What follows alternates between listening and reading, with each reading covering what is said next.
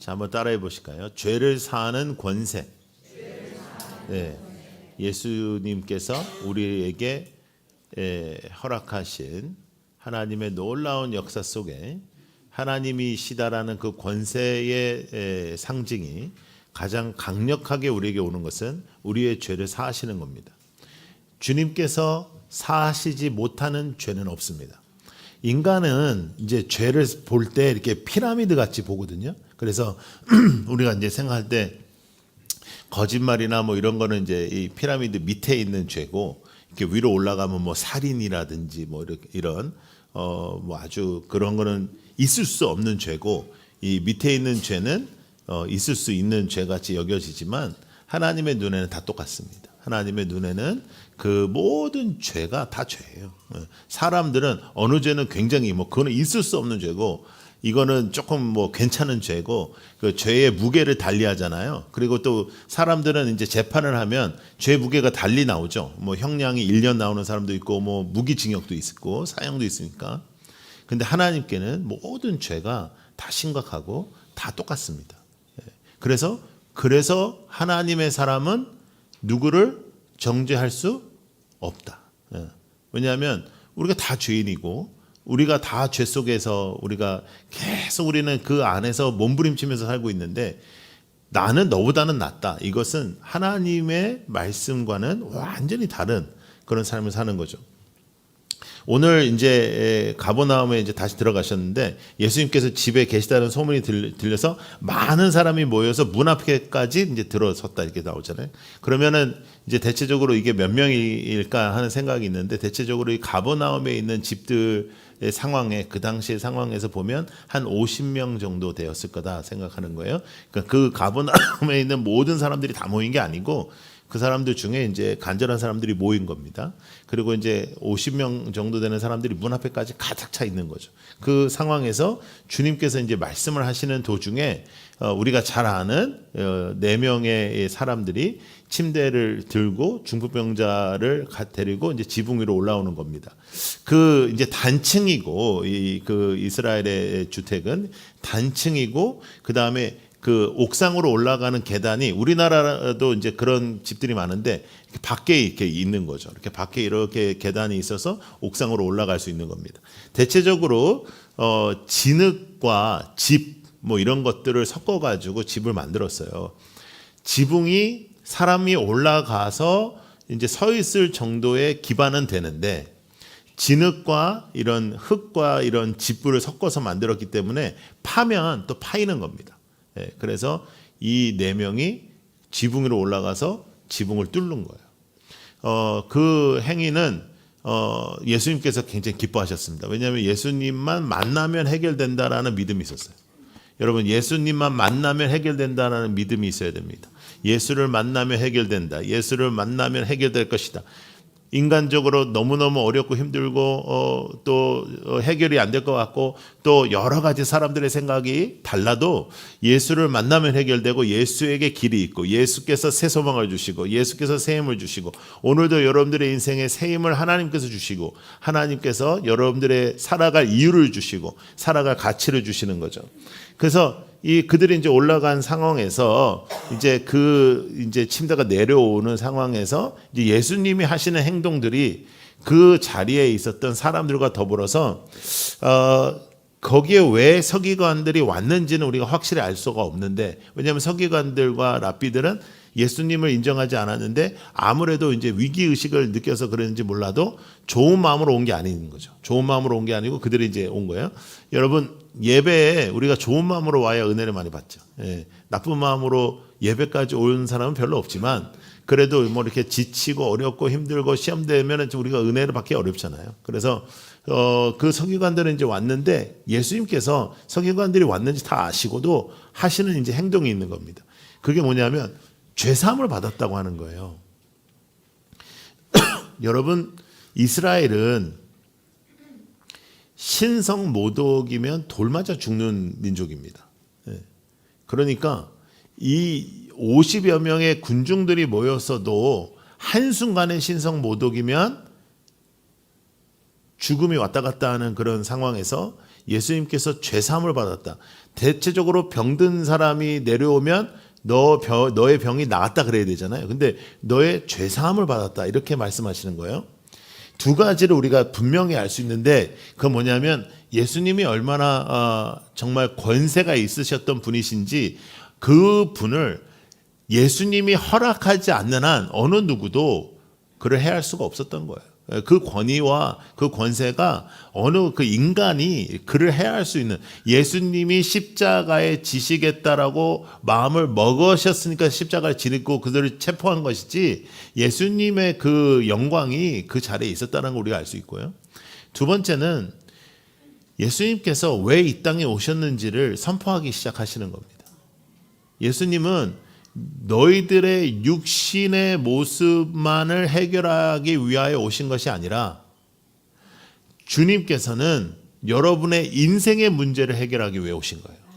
여러분, 우리의 인생의 문제는 죄입니다. 근데 그 죄를 예수님이 해결하시는 거예요. 예수님이 용서하지 못하는 죄는 없는 거예요. 그러니까 우리가 좀 헷갈려도 주님은 그걸 해결하실 수 있고 주님은 그것을 해결하는 권세를 가지셨다는 거죠. 그리고 그 주께서 우리에게 붙잡아 주시는 것은 뭐냐면 선지자적인 역사입니다. 저 안에 아기가 지금 둘밖에 없는데 쟤네들이 왜 이렇게 시끄럽지? 예. 참고로 김성찬 목사의 아들입니다. 예. 예. 저게 커서 목사가 되려나? 예. 근데 여러분들의 인생 속에 우리들의 삶 속에 하나님께서 아들을 이 땅에 보내셨을 때에 그 마음을 우리가 많이 잊고 사는 거예요. 하나님은 여러분들을 살리기 위하여 이 땅에 예수를 보내셨어요. 예수를 통해서 우리는 누군가를 정죄하고 누군가를 죽이려고 하는데 주님은 살리시려고 이 땅에 오신 거예요. 그러면 우리는 어떻게 해야 되겠어요? 어떻게 하든지 살리려고 해야 되죠. 예? 우리들의 입술이 누군가를 살리고 우리들의 생각이 누군가를 살리고 우리들의 손길이 누군가를 살리고 해야 되는데 교회가 오히려 정죄하고 교회가 오히려 정말 사회적으로도 지탄을 받는 그런 상태에 우리가 빠지게 된 이유는 하나님의 마음을 우리가 충분히 생각하지 못하는 겁니다. 여러분, 하나님은 살리시는 분입니다. 하나님은 여러분들을 살리기 위하여 죄악의 권세를 이기시는 주께서 오셔서 죄를 사하시는 거예요. 죄를 사하시는 거예요. 그리고 죄를 사하시자마자 근데 문제가 생기는 거죠. 서기관들이 네가 뭔데 죄를 사하냐. 이제 이런 이야기 때부터 예수님이 이 마가복음 초기부터 그가 하나님이시라는 것이 드러나기 시작하는 겁니다. 자, 서기관이 뭐라고 하냐면 네가 하나님이냐 그래요. 네가 하나님이냐 그랬을 때 주님께서 이렇게 말씀하십니다. 어느 게 쉬우니 내가 이 사람이 죄사함 받았다는 게 쉽니? 아니면 너 일어나서 너 걸어가라 이게 쉽니? 그러면 여러분 죄사함을 받았다는 건 눈에 안 보이는 거 아니에요. 받았다는데 뭐 어떻게 하겠냐 말이에요. 내가 받았다고 주장을 하면은 안 보이기 때문에 또 아니다라고도 말하기가 참 애매한 거잖아요. 그래서 어느 게 더 쉽니? 그리고 나서 주님이 하시는 일이 있습니다. 너는 이 상을 가지고 걸어서 가라. 그러면 지금 예수님께서 선포하시는 것은 너의 육의 문제와 너의 영의 문제와 너의 인생의 모든 종합적인 문제를 나는 사하려, 나는 해결하러 이 땅에 오셨다는 선포예요. 그의 권세의 선포입니다. 예수 그리스도의 권세의 선포, 예수 그리스도의 강력한 능력, 예수 그리스도의 강력한 역사, 예수의 이름의 강력한 능력이 여러분의 인생 속에 오늘도 존재하는 거예요. 그래서 여러분들의 인생 속에 지금 아무것도 못할 것 같고 여러분들의 인생 속에 어떠한 문제가 해결되지 않을 것 같지만 여러분들의 인생의 문제는 예수 그리스도가 해결하는 겁니다. 예수 그리스도가 여러분들의 주인이시고 예수 그리스도가 여러분들의 주인됨이 나타나야 되는데 예수 그리스도가 우리의 주인됨이 나타나는 것은 어떻게 나타나는 거예요? 여러분들의 인격을 통해서 나타나는 거예요. 인격이 개차반이면 그러면 그거는 주님을 따르는 사람이 아닌 거예요. 우리의 말과 행동과 삶이 주님께서 원하시는 삶이 되는 것이죠. 주님이 원하시는 것. 자, 이사야 말씀 하나 보겠습니다. 자, 읽어요. 시작. 여호와의 손이 짧아 구원하지 못하심도 아니요 귀가 드나여 듣지 못하심도 아니라 오직 너희 죄악이 너희와 너희 하나님 사이를 갈라놓았고 너희 죄가 그의 얼굴을 가리어서 너희에게서 듣지 않으시게 함이니. 죄는 하나님과 관계를 어긋나게 하는 거죠. 그런데 그 어긋난 죄악을 무엇으로 지금 이어가고 있습니까? 예수 그리스도의 십자가를 통해서. 그 예수 그리스도의 이 땅에 오심을 통해서. 여러분, 자유하세요. 자유. 여러분들에게 주시는 예수 그리스도의 권세를 통하여 여러분들의 죄악이 해결되었다는 것을 믿고 자유하시라고요. 여러분, 주님께서 해결하지 못하는 죄악은 없다라는 걸 믿으시라고요. 절대로 인간들의 말과 인간들의 기준에서 헷갈리지 말고 주님께서 해결하신다는 것을 믿는 겁니다. 오늘 이 자리에 나의 모든 문제들이, 내 생각에 해결되어야 되는 문제들이 다 내 생각에는 해결되지 않는다고 하여도 이 모든 상황에 하나님은 우리의 예수 그리스도이시니 그분께 맡기고 여러분들 오늘도 하나님이 주시는 기쁨에서 벗어나지 않기를 축복합니다. 우리가 기쁨을 이렇게 뺏어가는 건 사탄이란 말이죠. 예. 문제 때문에 내가 기쁘지 못하는 게 아니라 사탄이 그 기쁨을 뺏어간단 말이에요. 한순간에. 여러분, 우리가 열심히 로마서를 공부하고 그렇게 많은 시간을 투자해서 이렇게 했어도 또 이제 그 벌써 조금만 며칠만 지나가서 마음속에 하나님의 영광과 하나님의 그 영광을 재현해야 되겠다, 그 뜨거움이 또 사라지고 툭 건드려 버리면 또 우리가 흔들리는 거죠. 그러니까 우리가 예수 그리스도의 권세와 예수 그리스도의 함께 하심을 붙잡지 아니하면, 하나님의 권세로 우리가 살지 아니하면, 하나님의 자녀의 권세가 우리 안에 나타나지 않으면 이 땅의 권세에 흔들리게 되는 거예요. 하나님의 자녀의 권세를 사용하시라고요. 하나님의 자녀의 권세는 기도하는 것입니다. 기도를 해야 될 거 아니에요. 기도를 안 하는데 어떻게 능력이 있어지냐 말이에요. 여러분, 우리가 다 숨쉬고 호흡을 해도 운동을 하는 사람, 열심히 운동하는 사람, 매일같이 막 가서 무거운 거 들고 막 이런 사람하고 또 그냥 아무것도 안 하는 사람, 걷지도 않고 가만히 숨만 쉬는 사람하고 똑같은 건강일 수가 없잖아요. 영적인 것도 마찬가지입니다. 영적인 것도 주님의 교회 나와서 기도하고 나아가고 기도하고, 제가 교회에 이렇게 출근했을 때 아무도 없는 시간에 이렇게 왔을 때도 그 안에서 이렇게 기도하시는 분들이 계실 때마다 제가 얼마나 든든한지 몰라요. 그 기도가 교회를 살리는 것이고 그 기도가 여러분을 살리는 거잖아요. 그 기도 속에서 하나님 앞에 나아가는 거예요. 하나님의 권세를 우리가 사용하지 못하는 것은 기도의 단절이라는 거예요. 여러분, 기도와 말씀에 충만한 가을을 보내시기를 축복하고, 우리가 가을을 향해서 이제 추수감사절을 향해서 가고 우리가 열심히 이제 향해서 가야 됩니다. 여러분, 추수감사는 여러분 기억하실런지 모르겠는데 우리가 1월 1일 날 제가 여러분들에게 말씀드렸습니다. 올해는 매일매일 감사한다. 매일매일 감사하고 감사를 지정해서 매일매일 1,000원이면 1,000원, 이렇게 2,000원이면 2,000원 지정해서 매일매일 그것을 모아서 추수감사 때 하나님께 드린다 그랬어요. 처음 듣는 것처럼 여러분들 그런 표정을 가지시는데 그러시면 안 되는 거예요. 그걸 우리가 한다고 그랬어요. 그래서 그 좀 특별하고 좋은 일에 그 일을 쓴다 그렇게 했는데, 여러분 준비하셔야 돼요. 지금까지도 안 하셨으면 몰아서 준비하세요. 몰아서. 네. 자, 14절을 한번 볼까요? 14절. 또 지나가시다가 알페오의 아들 레이가 세간에 앉아 있는 것을 보시고 그에게 이르시되 나를 따르라 하시니 일어나. 자, 예수님께서 그를 고치시고 그리고 하시는 일이 뭐냐면 이제 제자들을 부르시는 겁니다. 나를 따르라. 여러분, 이 말씀이 예수 그리스도께서 이 땅에 하셨던 말씀 중에 가장 중요합니다. 나를 따르라. 여러분, 다른 곳에서 해결책을 찾으면 안 됩니다. 다른 곳에서 우리의 인생을 걸면 안 됩니다. 다른 곳에서 우리의 해답을 찾으면 안 됩니다.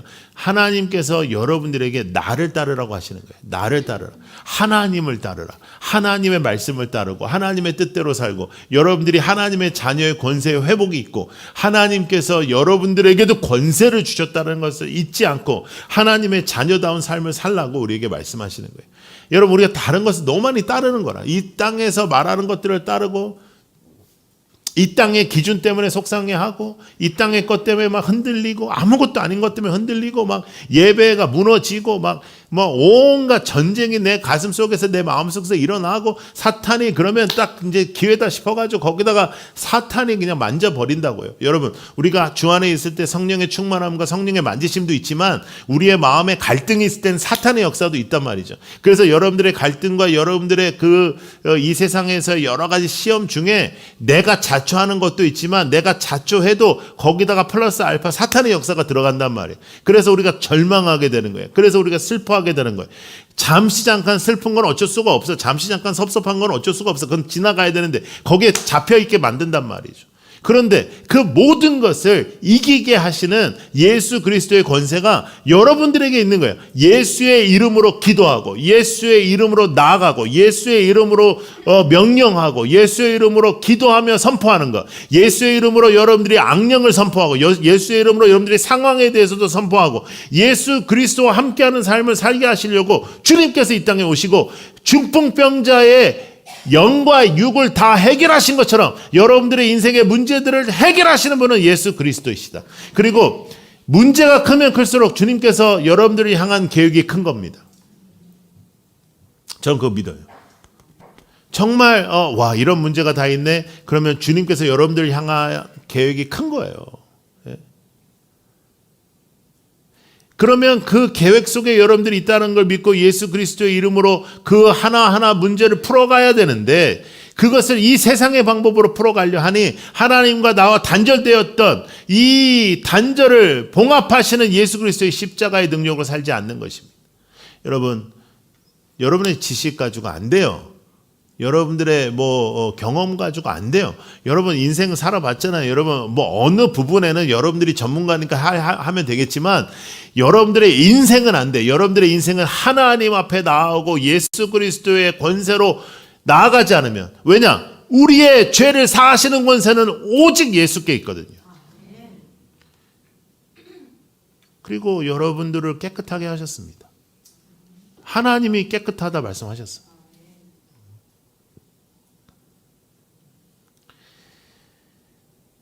여러분 누구를 따르며 살고 있습니까? 무엇을 따르며 살고 있습니까? 우리 하나님이라고 말은 하는데 하나님마저도 도구로 만들어가지고 살아가진 않나 한번 살펴보세요. 하나님의 이름을 도구로 사용하고 우리 그럴 때 있잖아요. 내 뜻을 위하여. 예수님께서 레위를 부르셨어요. 레위는 여러분들 잘 아시는 거 마찬가지로 가장 큰 죄인들이에요. 사람들이 싫어했던 사람들. 그래서 그를 부르시고 그리고 또 함께 죄인을 부르러 왔다고 말씀하시면서 살아가시는 거예요. 그러니까 이분이 오셔서의 이룬 개혁은 이루 말할 수가 없는 거죠. 그러니까 그냥 있었던 판을 뒤집어 엎으시는 거예요. 예수님께서. 그것이 새롭게 되는 것이고 다시 사는 것이고 부흥이고. 여러분 이 세상의 판을 뒤집어야 되는 거예요. 이 세상의 판도를 뒤집는 것이고 이 세상의 방법대로 살지 않는 것이고 그리고 이 세상에서 뭐라 하든지 간에 우리는 주님을 붙잡는 것이죠. 신앙은 그런 거예요.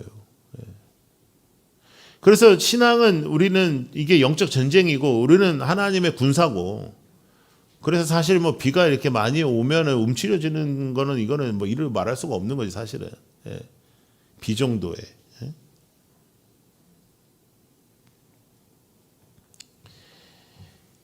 저는 이제 미국에서 이제 생활을 오래 했고 그 다음에 이제 서울에 있었다가 이제 부산을 오니까 부산에는 진짜 눈 조금만 와도 안 움직이더라고요. 그 정도 눈은 사실 온 것도 아니고 안 온 것도 아닌 눈에 그냥 다 그냥 집에 있더라고요.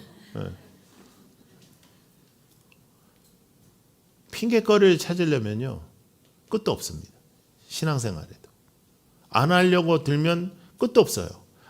기도는 꼭 교회에서 해야 되나, 기도는 그렇게 꼭 열심히 이렇게 부르짖으면서 해야 되나, 내가 생각하는 게 다 기도인데, 그렇게 근사하게 사는 인간이 그런 말을 하는 적이 없어.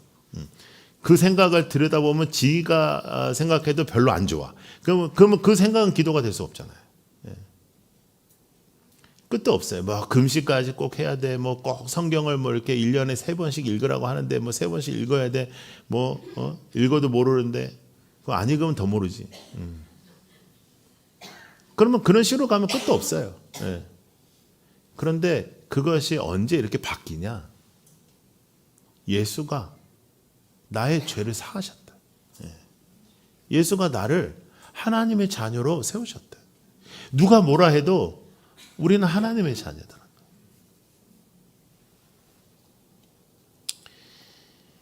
예수님께서 이제 여러 가지 논쟁도 이제 생기시고 뭐 금식의 논쟁도 있고 뭐 여러 가지 있는데 예수님께서 마가복음 2장은 이렇게 말씀하시는 거예요. 새 포도주는 새 부대에 한다.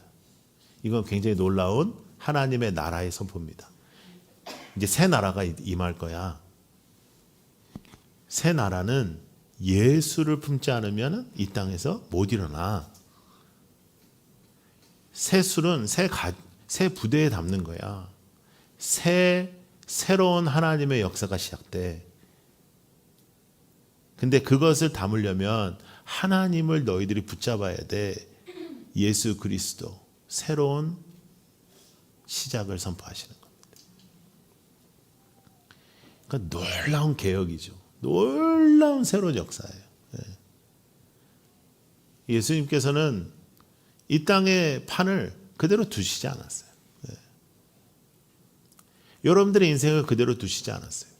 그러면 송두리째로 여러분들의 인생이 바뀌어야 되는 겁니다. 나는 요거는 이렇게 하고 하나님의 말씀은 내가 이 부분은 내가 따라할게. 그게 신앙생활이 아니라는 거죠.